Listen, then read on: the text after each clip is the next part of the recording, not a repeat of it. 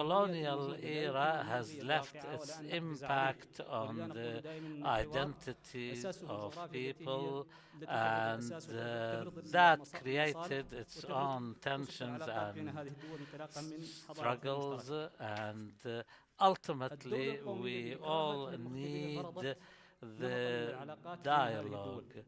The nation state has imposed its pattern of tension, and it was said before that war is a tool for diplomacy. We at Al Jazeera were at the forefront of trying to reflect the reality of the South. We want to really elevate some of the suffering by different people. There was the colonial era first and then the nation states.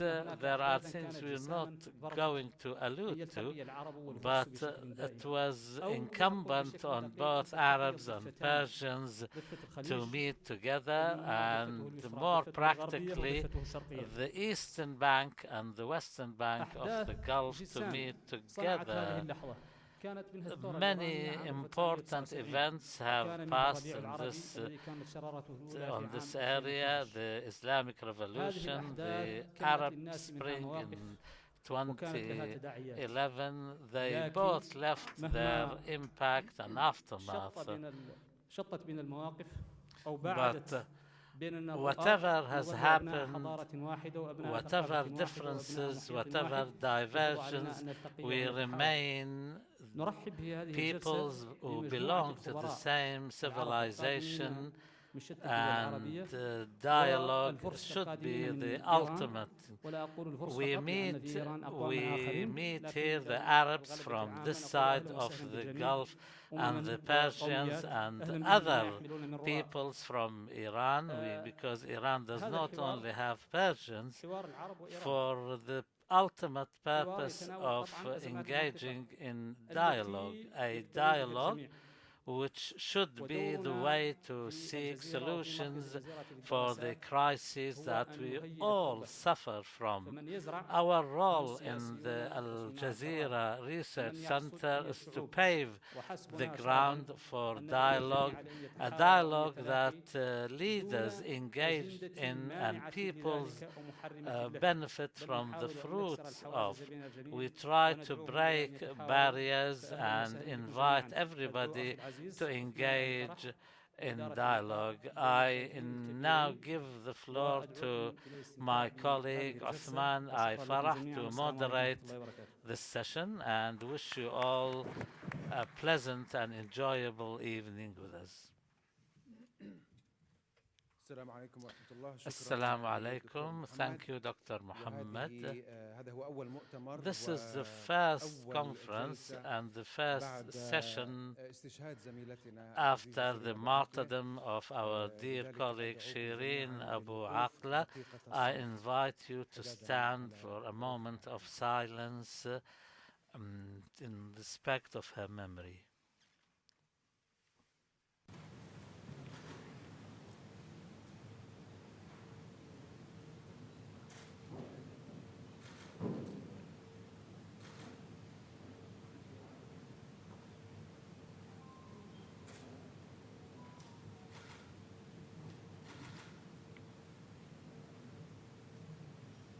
شكرا جزيلا.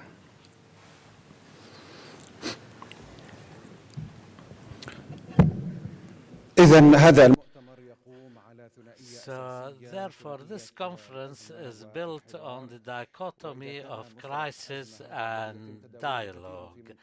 The term crisis is repeatedly referred to in our part of the world, although it was mentioned in the Encyclopedia of Greek Medicine that what it indicates by way of meaning is when a disease reaches some advanced stages that warrants a quest for solutions. our part of the world for many different geopolitical reasons, some internal, some external. Uh, all of this has left our area in dire need of dialogue. For this reason, Al Jazeera Research Center has organized this event in order to provide the floor for a dialogue and consultation and an exchange of ideas and the opinions of the other side in the hope of finding solutions. For this reason, the Arab and Iran conference was organized and invitations were sent out to experts. And this evening we have with us Dr. Yusuf bin Alawi and Dr. Sayyid Kamal Kharazi. And Dr. Yusuf bin Alawi was born in 1945 in Salalah. Sultan Qaboos appointed him to the membership of the Goodwill Committee to the Arab world. Then he was ambassador in Lebanon. That was followed by a ministerial post in charge of foreign affairs until his retirement in 2022. He is well known for his efforts to reduce tension in the area, and he was awarded many awards.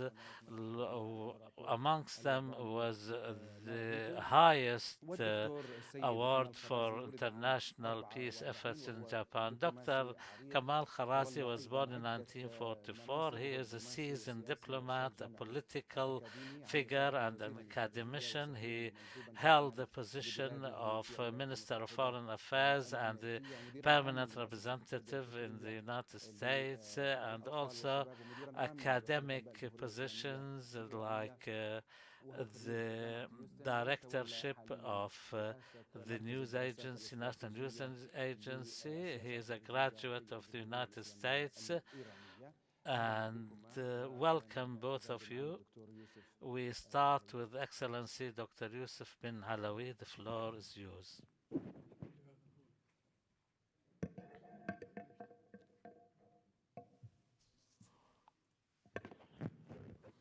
In the name of God, the most merciful, the most compassionate, may the blessings of God be upon his messenger and all his followers and companions. It's my pleasure this evening to express my deepest gratitude to the invitation and to engage in dialogue with people in this gracious country, the state of Qatar, and undoubtedly there are many, many important and decisive events taking place now which were preceded by many problems too, but according to our vision, we see that many of the problems of the past are still persistent and present today, and to those new problems have been added. We are on the path, but this path, we do not know what the endings of it will be and what consequences we will be faced at the end of it.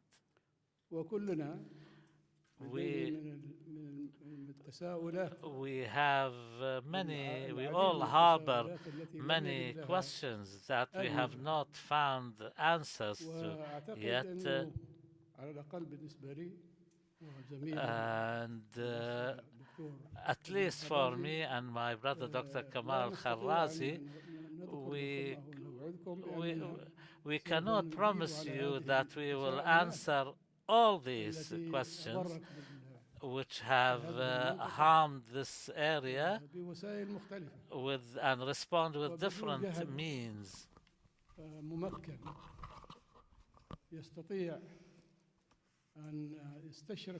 For us to be able to forecast what the future holds, and as a result of that, to be able to build on that. That is why I didn't want to write an article and after that deliver the article or statement to you. I wanted to have a kind of a direct dialogue with you. So I wanted to present to you my experience when I worked in the Sultanate of Oman and when I worked in the Ministry of Foreign Affairs in Oman. I do not claim that I was able to contribute to so many of the efforts that have been exerted in order to solve so many of the problems that existed there.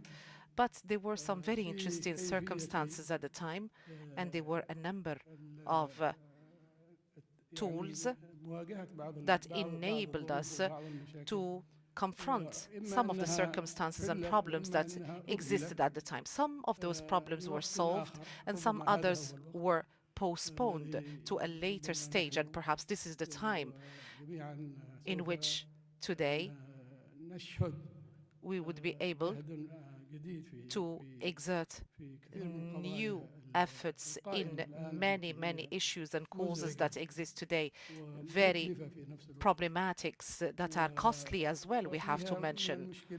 And we have to say that there are so many problems and impediments that we have seen and that have been made, have been put in our way by other parties because they didn't want this pathway to be without such issues. No. That is why I'm going to stop here at this particular point, and I would like to welcome you and also to welcome your questions if you have any. Thank you very much, Doctor, for your questions. We are very happy to have you with us, Dr. Yusuf bin Alawi. We would like to learn a great deal from your large experience. So this is going to happen after listening to Dr. Kamal Kharrazi.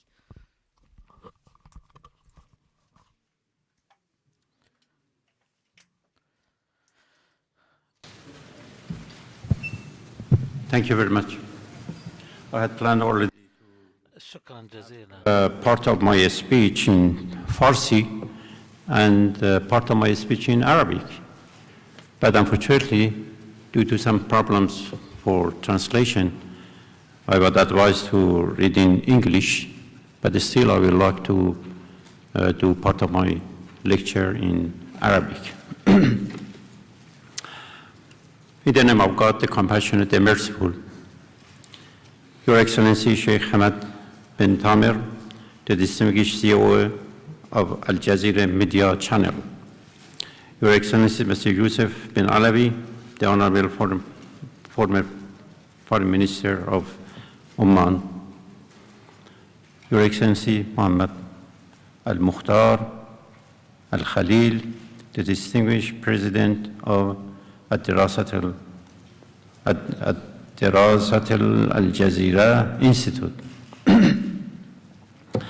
Excellencies, ladies and gentlemen, I'm delighted to speak in this August gathering as the first session of the Iran-Arab dialogue. This summit, which is hosted by Al Jazeera Institute, aims to accomplish a common understanding of standing challenges and opportunities in the relations between Iranians and Arab countries in the severely transformed world of today. I would like to appreciate the warm hospitality of Al Jazeera Institute and the appropriate arrangements for this meeting. In particular, I would like to thank Madam Fatima As-Samadi. Distinguished participants, Islam has always constituted the foundation of relations between Iranians and Arabs. Indeed, the history of Islam is full of mutual cooperation and relations between Iran and Arabs. As history testifies, Iran has been the intermediary and gateway of Islam to a significant part of the modern Islamic world, from Central Asia, Asia Minor, and the Caucasus region, to the Indian subcontinent and East Asia. The interconnectivity of the two Iranian and Arabian culture marked emergence of a glorious Islamic civilization, a civilization that reached a level of greatness and expansion that was unique in the history of mankind. The foundation of the European civilization, as far as science and technology are concerned, is constructed on the translation of academic books from Arabic and Persian into European languages. The great Islamic civilization brought pride and honor to Iranians and the Arabs, although the role played by other Muslims cannot be overlooked. In maintaining and developing the Islamic civilization, the emergence and rise of the civilization are the product of the cooperation and engagement of Iranian and Arab scientists, academics, philosophers, business people, and craftsmen, and more importantly, politicians. What is significant today is the lesson we should learn from this great civilization and utilize its pattern again at the present time. The Islamic Republic of Iran primarily views the world of Islam from a civilizational perspective and never considers itself separate from other Muslim nations and especially its Arab-speaking neighbors. Yet, Iran tries to forge cooperation with the countries of the region in line with the development and progress of the West Asia region and the Muslim world at large. This is not a temporary policy, but the principled policy of the Islamic Republic of Iran enshrined in its constitution. Article 11 of the Constitution defines the general policies of the Islamic Republic of Iran within the framework of unity and coalition among Muslim nations. One of the main objectives of the Islamic Republic of Iran in its surrounding region is to promote security and deterrence alongside the expansion of the regional economy and promotion of trade and commerce. The strategic policy of the Islamic Republic of Iran is based on the principle that security and development are intertwined concepts and are impartible. Such a policy is based on three fundamental principles. First, security is an interdependent issue, directly linked to the security of other countries in the region. Second, security is not a commodity that could be purchased or traded, but it is guaranteed through collective cooperation and interaction. And finally, economic relations among the countries of the region are an important factor in ensuring the security of the region. With this belief, the Islamic Republic of Iran considers the security and development of its neighbors necessary for its own security, stability, and development. In fact, from the viewpoint of Iran, the security of the Persian Gulf and all its littoral states is considered Iran's security, and insecurity in different parts of the Persian Gulf is Iran's insecurity. The opposition of the Islamic Republic of Iran to the presence of foreign forces in the region, especially the United States and the Zionist regime, is precisely aimed at safeguarding the security of the whole region. History has shown that the presence of foreign forces in the region has resulted in continued tension and even war and conflict. Regrettably, it should be admitted that there are many crises in the West Asia, and geography around Iran and the Arabs, and the only solution to ensure regional convergence is to change the way we look, the way we should handle the regional problems and disputes. The Islamic Republic of Iran has always insisted on the employment of talks to resolve misunderstandings, settle disputes, and strengthen commonalities, and for this reason, Iran considers brotherly but frank and honest talks between the countries of the region as the best solution to security problems of West Asia and the Persian Gulf, albeit without the presence and intervention of outsiders. The potential capacity that exists in the regional countries should be exploited for the benefit of the people of the region, and this could be possible only through dialogue and improvement of political and trade relations. This requires a change in the approach of the elites and policymakers of the regional countries. Iranian initiatives such as Hormuz Peace Endeavor or giving priority to the policy of neighborliness demonstrates the determination, will, and seriousness of the Islamic Republic of Iran in strengthening and consolidating relations with its southern neighbors and members of the Persian Gulf Cooperation Council.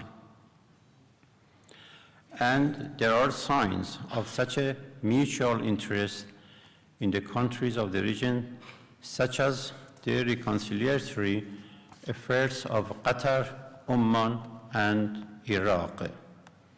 We firmly believe that all capacities should be utilized to strengthen bilateral and multilateral regional ties. Without a doubt, the establishment of good neighborliness relations and any mechanism of regional cooperation would increase the role of all the regional countries at the international level. السادة الحضور أيها السيدات والسادة. Ladies and gentlemen, distinguished guests, in this context, I would like to mention four pivotal issues in the relations of the Islamic Republic of Iran and the Arab world. First of all, the Islamic Republic of Iran attaches maximum importance to the Kingdom of Saudi Arabia, the country which houses the two holy shrines of Islam, and because of its importance in the region, Iran and Saudi Arabia are the two main forces in the region, and they cannot have or build their energies and on the exclusion of one another. They should utilize their energies towards enhancing development in the region.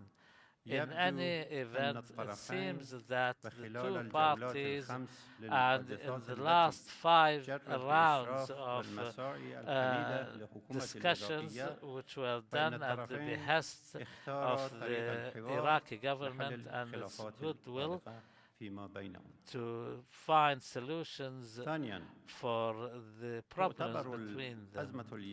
Secondly, the crisis in Yemen is considered one of the most concerns in this region, and it was not as a result of internal conflicts inside Yemen, and the Islamic Republic of Iran has been and still is of the opinion that the crisis in Yemen cannot be solved through military means, This is a fact that everybody accepts after 7 years of war and destruction. We have exerted huge efforts in order to save innocents from genocide and to minimize the impact of this bloody conflict. Since the beginning of this war in Yemen, our fundamental position vis-à-vis the war in Yemen was based on a call for a ceasefire and the ending of the blockade and enhance dialogue and ultimately form a government based on the will of the different Yemeni factions, and we're still working towards that. Thirdly, the Islamic Republic supports the formation of a strong popular government in Iraq because the security of Iraq and Iran are linked to each other, and we see that a strong and secure Iraq would contribute to Iran's security and the security of the region. I am of the opinion that the positive role by Iraq in the events of the region would lead to a collective security system in the region. Emanating from this, we encourage all the political factions in Iraq to reach agreement to achieve a government in this country. Fourthly, and finally, we move to the question of Palestine, where the aggression by the Israeli entity continue and strongly, and transgressions against the rights of the Palestinians. And lately we have seen how the targeted assassination of Al Jazeera's correspondent, the martyr Shireen Abu Aqla, has taken place at the hands of the Israeli forces. And the Zionists have proved yet again that their criminality knows no boundaries. Even reporters and journalists were not safe from their aggression. And regrettably, instead of seeing the Arab countries all rising up in defense of the Palestinian people and the Israeli crimes, some have chosen the path of normalization on their agenda with Israel. The Islamic Republic of Iran reiterates that allowing the Zionist entity to have a foothold in the Persian Gulf will not bring peace and stability to the region, because this entity does not aim to achieve anything but to sow tension and trouble in the region.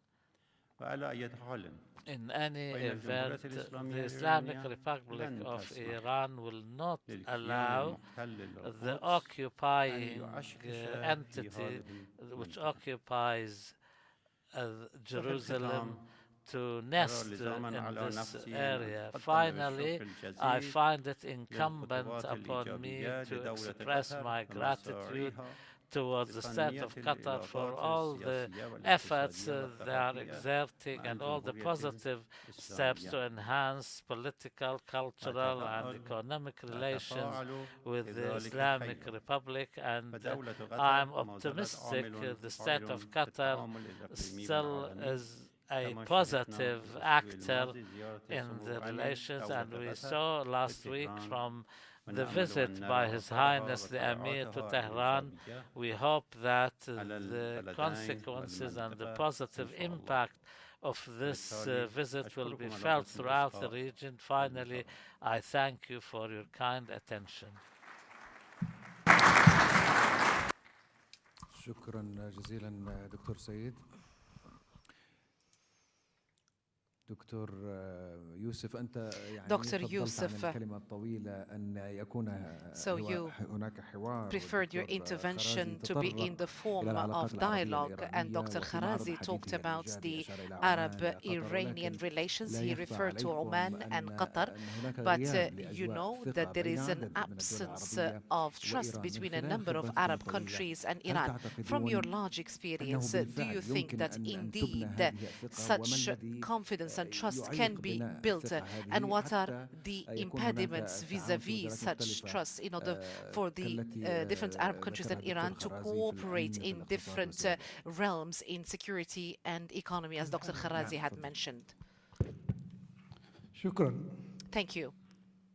الثقة When it comes to trust بموجب الاعتقادات and in keeping الذهنية with our mental and intellectual beliefs, الثقافية and in keeping with the والدينية cultural, religious مبنية على components, بناء من المصالح. this is based on a number of إذا interests. توفرت هذه المصالح If these interests فيها من are provided, if they الإمكانيات exist, التي and if تكون there are وسيلة possibilities هذه الجماعة for تطور من فهمها groups to be مفهوم able المصالح to understand and develop its understanding of the concept of interests. إذا كان ما في مصالح So if there are no interests, then يكون هناك ما فيه صلات ولا there فيه won't be any ties, يعني مسائل تجعل الطرف there الآخر won't be أنه anything يواصل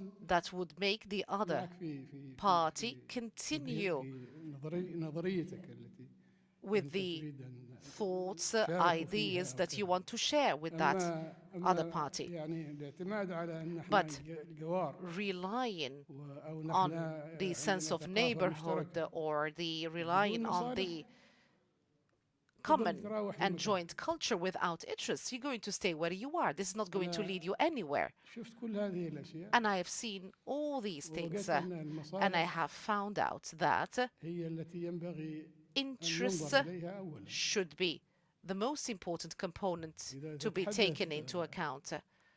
نتحدث عن مسائل أخرى If we talk about other لها matters علاقة بالمصالح that are linked to مثلاً interests, for instance,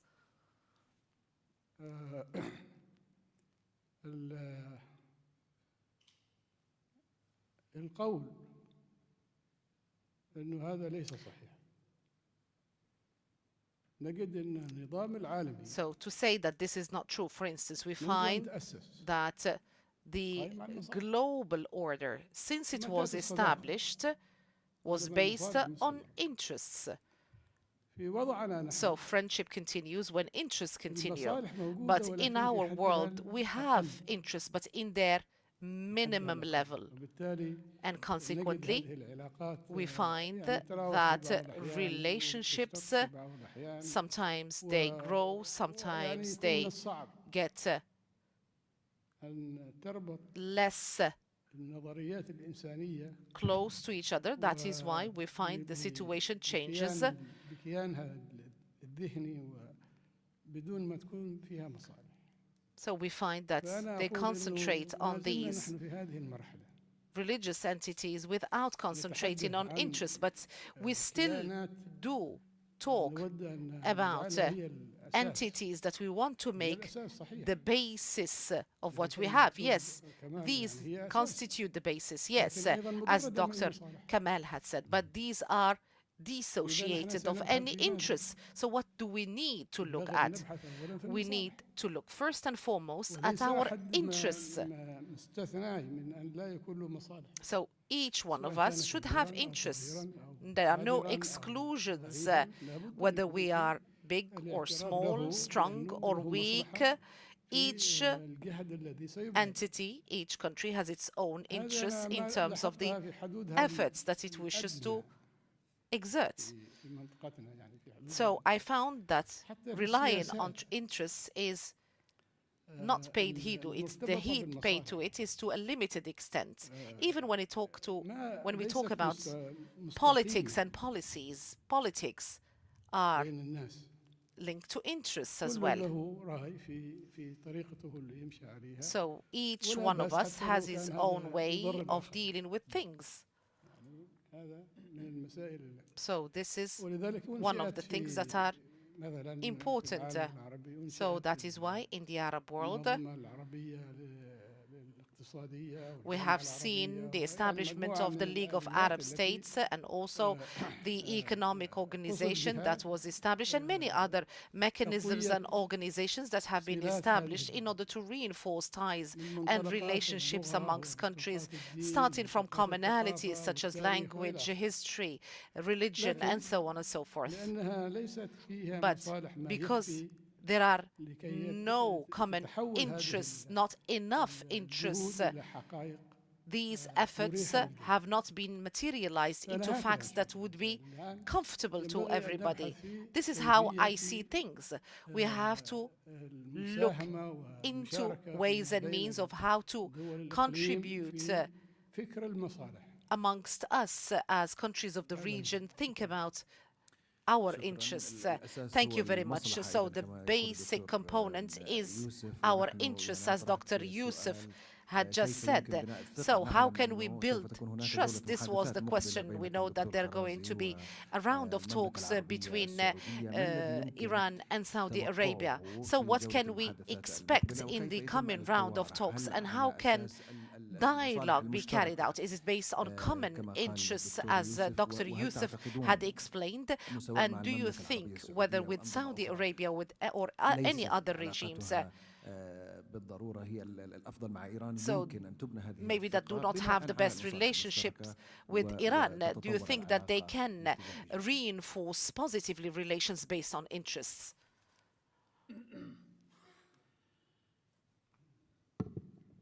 Yes, the question of interest is very important.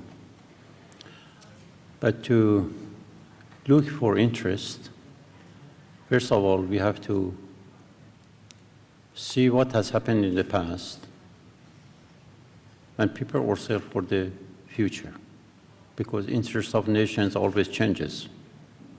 The most important interest for all countries in the region is security and economic development. No question about that. But there has been many mistakes in the region in the past. At this juncture, we have to change our approach.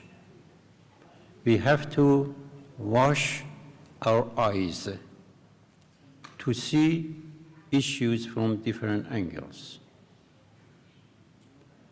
Nobody can deny that there have been many mistakes in the last decades in the region. I just mentioned some of that in my lecture. To arrive to our interest, which can be national interest and regional interest, we have to come together and talk sincerely about the issues, about the future problems that may arise, especially at this juncture that there are a lot of changes in international relations. The crisis between Russia and Ukraine, which is in fact the crisis between Western Bloc and Eastern Bloc, that certainly leads to a change in international relations. And we have to be prepared to look after our own regional interests in the new era which is going to be created. How we can arrive to conclusion, to get together, forget the past, and look to the future and come up with a strategy that would guarantee the interests of the region as a whole. Naturally, the interest of any nation in this region is to have a collective approach for a regional interest and with the look toward the future. And that's why this meeting can be very important. That thinkers, scholars, politicians get together and see that how the future is going to be developed. Forget the past and look toward the future.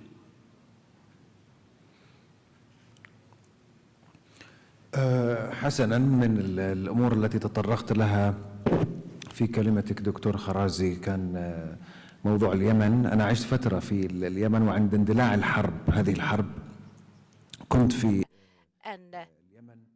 when the war erupted in Yemen, I was there, and I know so many peoples that have been harmed and affected physically and mentally as a result of the war. So the war is catastrophic irrespective of the differences and disparities. I was in Ukraine last month. Wars are not beautiful things, are catastrophic, where people are impacted, people who have nothing to do with the decisions that have been undertaken. Many people want the war to end. We know that Oman has exerted a great deal of efforts in this realm. So the efforts, they have reached what? So what are the points that you have reached? This is something that you're going to talk about, Dr. Kharazi, with Saudi Arabia as well. We start with you, Dr. Youssef. There is no doubt that the Yemen war was a mistake. In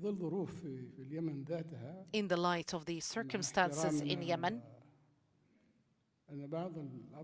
with all due respect, some Yemeni parties have used certain means to inflict harm on their own country. But what has happened, so everybody is to be blamed, and we understand their position. Everybody wants peace, so why shouldn't we work for peace? What are the objections to peace? Why shouldn't we go to peace? Why can't we achieve peace in a month from now? It can be achieved in a month from now. But I think that the complexities that the Yemeni people have known, whether through the central government, where they have had a conference, and it seems that they're going to find means and ways that would contribute to finding solutions to the problem. And with the help of external parties, it is no secret that the United States of America had a hand, they intervened, the United States, Arabs, all of them intervened. Iran also did. So putting all these parties together is difficult, let alone for them to be able to agree on putting an end to the war. Hadn't it been difficult, perhaps the war would have seen an end. But now we have seen what has happened, and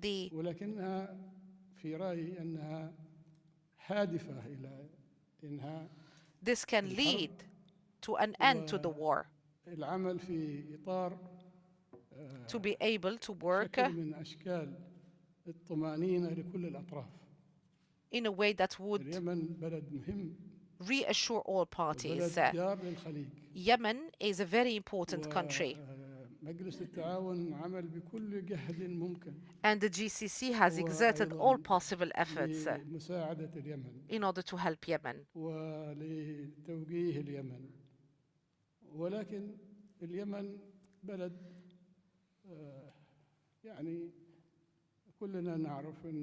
But we all know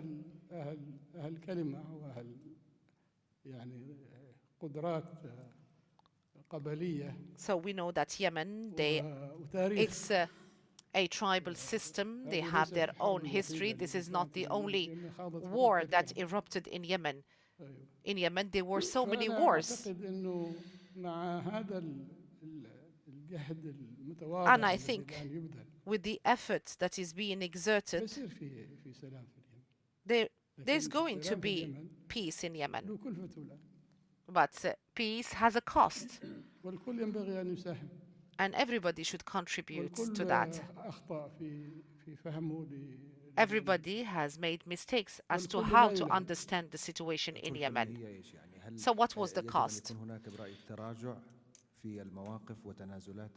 Do you think that there should be consensus? So these positions have happened due to the developments that have happened. This is not based on something that there was disagreement upon.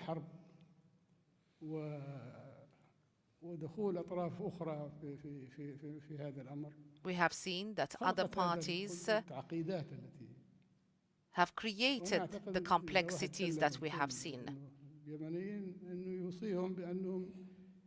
And if we advise Yemenis, I think they should find an outlet, a way out from these complexities. Or otherwise, this is going to lead to so many complexities. This is going to impact everybody, those who have relations with Yemen, and those who see that Yemen has many resources and they try and attempt to have a share of those resources that exist in Yemen. Thank you. Dr. Kharazi. So perhaps it is not just a matter of resources. Also, we should not forget the strategic position of Yemen. And Iran is accused of using Yemen for its own interests, for its own project. And there is President Hadi, who has delegated and given his powers to Mr. Al-Alimi, and there is a presidential council that includes a number of political parties that have met in the council. Also, you have negotiations with Saudi Arabia. To what extent do you think that you can play a role in achieving peace between the different components and the Houthis and Ansarullah? First of all, I would like to appreciate the position of Oman in facilitating talks between Yemenis and others. Oman has been having a neutral position in this crisis, and it has been quite helpful. But I find a similarity between Yemen crisis and Russian and Ukraine crisis. In case of Ukraine, an invasion of Russia to Ukraine, we did not support that because we are against any invasion. And we advised them to sit together and talk and resolve the crisis through dialogue. This is exactly the case of Yemen. There has been some crisis in Yemen.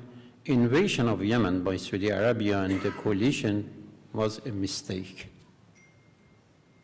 And I believe everyone can understand that after 7 years of war, there has been no change. But Yemenis have shown, the Ansarullah and the Salvation government have shown their power, although there has been a lot of pressure on them. The way to resolve this is a Yemeni talks. The Shura, the council that you mentioned, was not consulted with Ansarullah when it was established. In fact, it was established by Saudi Arabia. This was another mistake, I believe. Saudi Arabia had better to consult with Ansarullah and others and let them decide themselves. And I believe it can be very easy solution. If everyone would facilitate a Yemeni talk and do not intervene in their internal affairs, they certainly are mature enough to come up with a solution and form a government. I believe Ansarullah just wants a share. They don't want to dominate the whole Yemen. They want a share. Based on their population and their resources, they want to share in the future government of Yemen. And this is quite legitimate. And therefore, I believe everyone in the region has to support talks between Yemenis themselves and do not intervene, especially those outsiders. Outsiders have nothing to do with Yemen. Yemen is for Yemenis, and all of us have to support talks between them.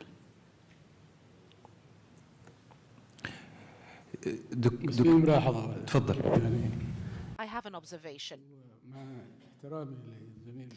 With all due respect to Brother Kamal, there is no comparison between what has happened in Ukraine and what happened in Yemen.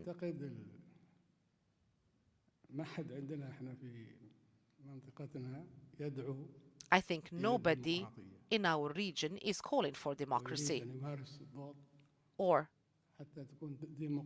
put pressure in order to achieve democracy. This does not exist in our countries, and peace and stability in the Arabian Peninsula, these two components have always been useful, peace and stability. When it comes to Ukraine, the Western powers want to make Ukraine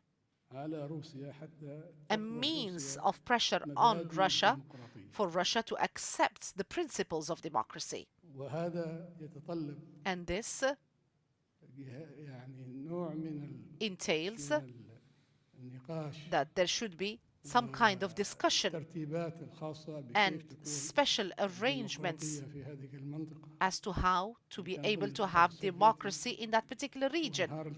We have had the USSR, and then it collapsed, and then we had the Russian Federation that started, and others intervene in this matter. This matter has nothing to do with what is happening. Ansarullah are Yemenis.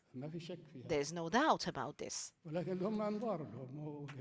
But they have their own opinion, they have their own aspirations. All these matters could have been solved before the beginning of the crisis. And now, after the eruption of the crisis,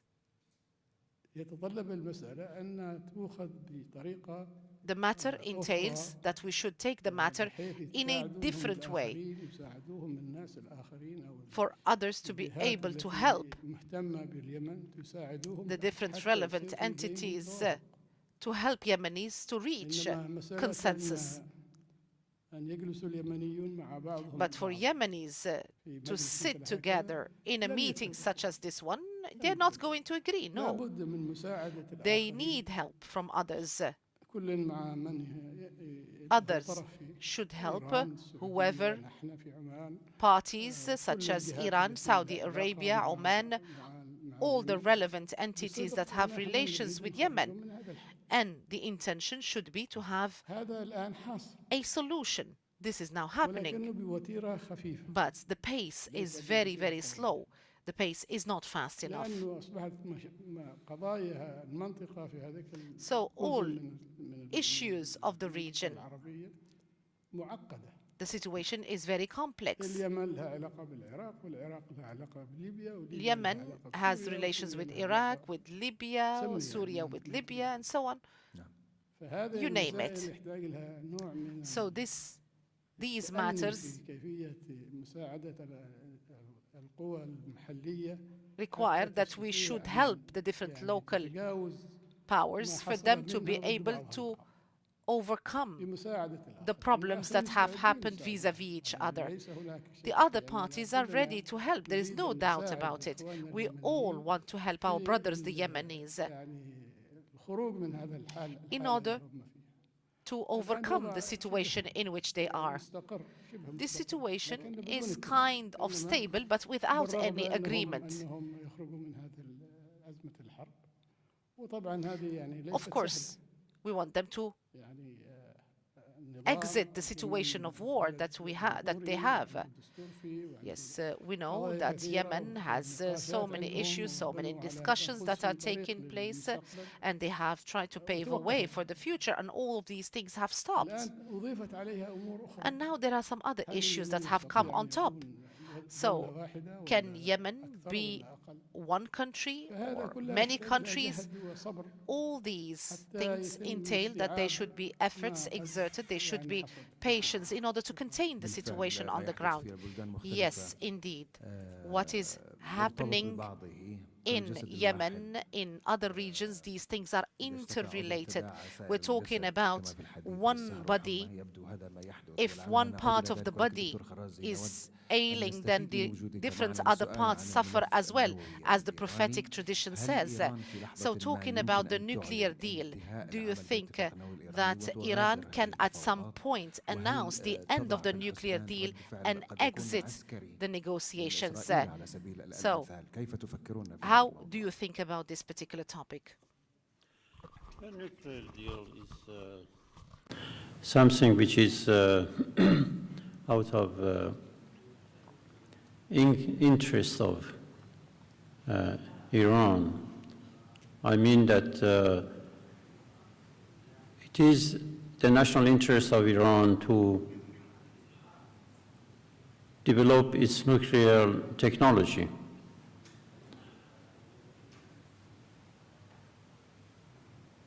This technology, which has been developed by the talents of Iranians without any dependence of outsiders, shows the strategy of Iran to provide Iranians with a safe energy, I mean nuclear energy, for the future. In fact, as the statistics show, oil and gas is going to be terminated in the next decades. And therefore, to foresee the future, every nation has to look after future requirements of energy for its own. And Iran has chosen to resort to nuclear energy for its future.